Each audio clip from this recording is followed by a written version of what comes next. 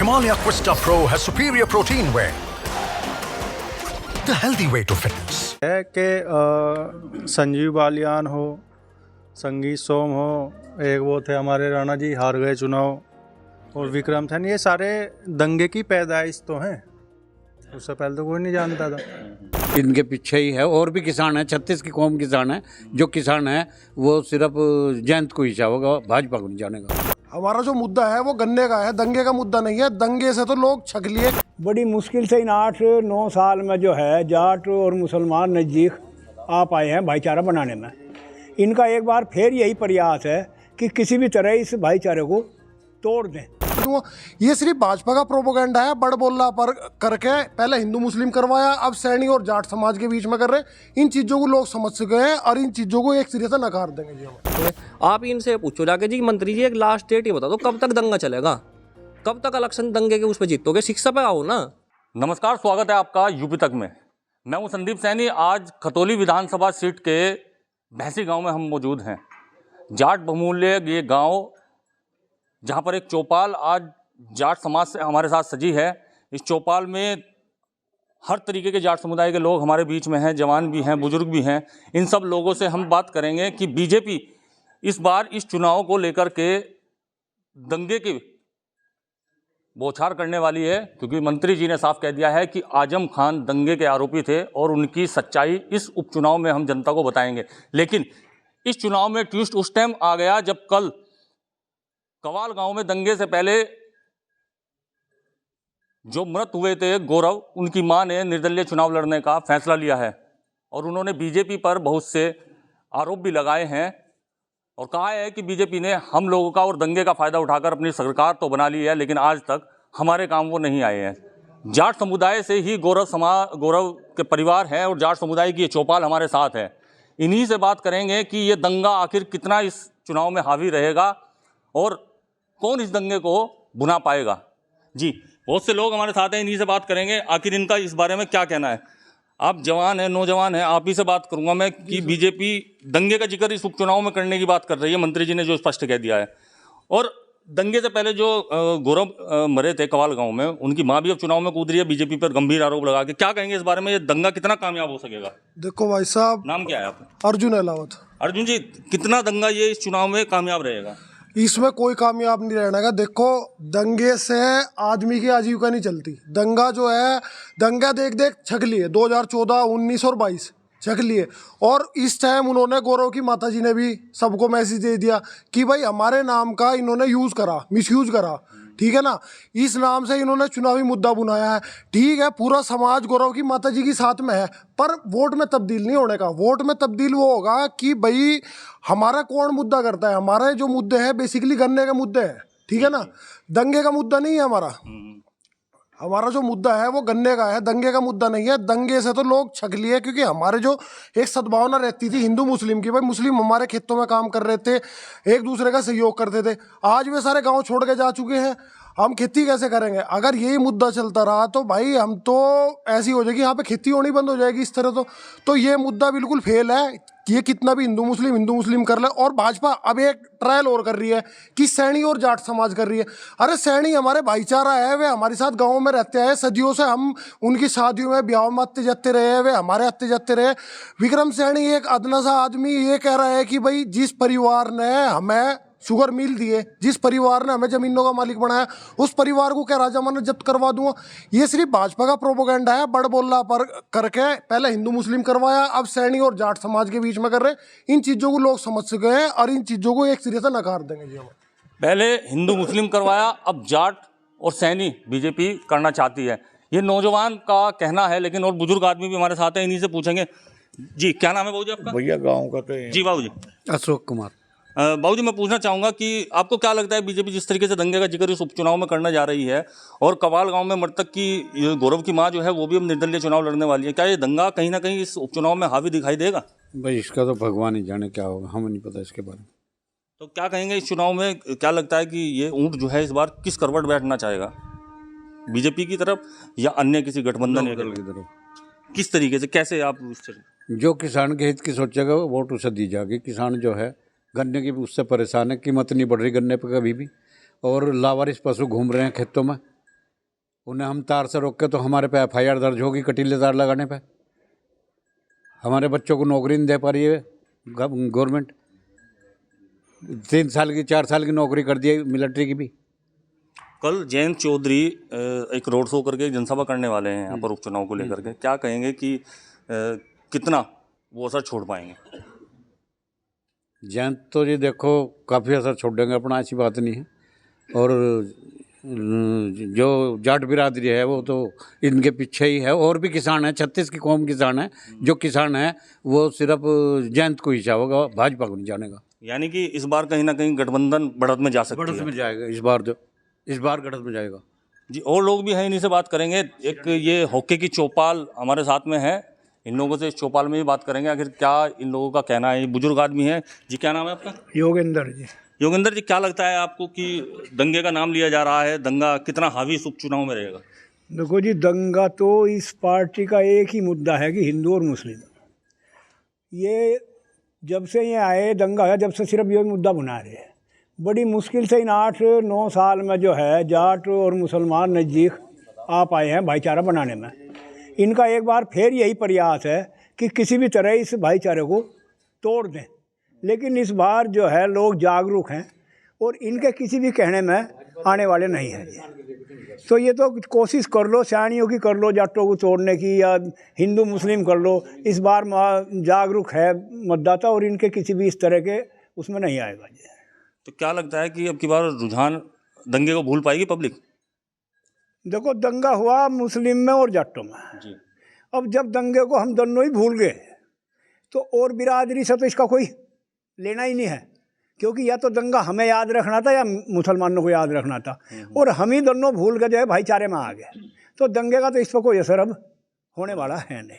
दंगे का असर अब इस चुनाव पर कोई होने वाला नहीं है। और भी लोग हैं, उन्हीं से पूछते हैं कि आखिर उनका क्या कहना है, क्या कहेंगे वे इस बारे में कि दंगा कितना हावी इस उपचुनाव में रहेगा। जी बात, क्या नाम है आपका? जतिन अलावत जी। अलावत जी, मैं जानना चाहूँगा कि जिस तरीके से अभी आपने सुना, मैंने बताया कि दंगे को लेकर के बीजेपी मैदान में आ रही है, और उस दंगे के ही जो पीड़ित हैं एक तरीके से, गौरव, उनकी माँ भी अब निर्दलीय चुनाव लड़ने वाली है।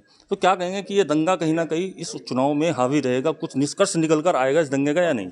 देखो जी, पहले तो हमारे मंत्री जी ने परसों एक भाषण दिया, कहने लगे हम दोबारा से फिर दंगे को लेके आवेंगे। हम ये पूछना चाहते हैं, दंगे को कब तक लावेंगे?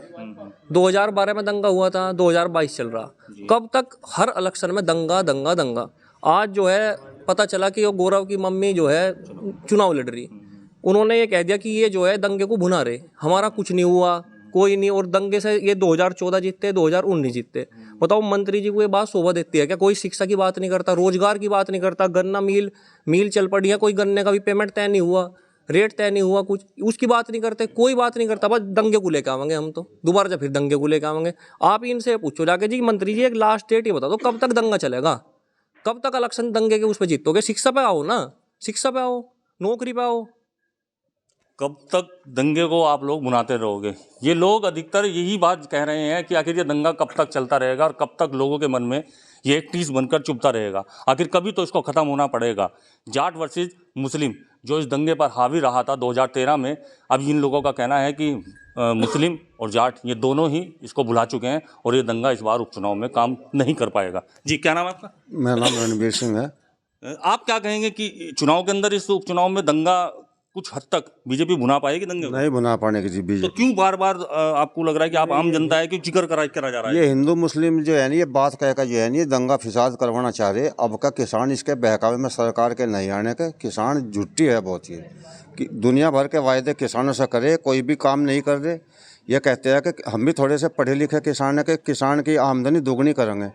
दुगनी करने का कौन सा ऐसा फार्मूला है सरकार के पास में कि सरकार भाव नहीं बढ़ाती और समय पर पेमेंट नहीं हो रहे, और इतना समय जा लिया, मिल चालू होगी और भाव किसान का कुछ ये देने के लिए नहीं है कुछ भी। तो किसान को ये पागल मान रहे। अब किसान पागल नहीं रहा, किसान जागरूक हो गया है। अब किसान इनके बहकावे में नहीं आने का कोई भी। कल जैन जी आ रहे हैं, किस निगाह से आप देख रहे हैं? आप एक किसान हैं, जाट समाज से ही हैं और जयंत भी जाट समाज से हैं, आप किस निगाह से देख रहे हैं? कितना असर में कल छोड़ पाएंगे उपचुनाव के लिए? हम सब जयंत के साथ है, 36 बिरादरी, हम तो कंधे से कंधा मिलाकर जयंत चौधरी का स्वागत करेंगे। उनके साथ है अड़कर हर तरह को।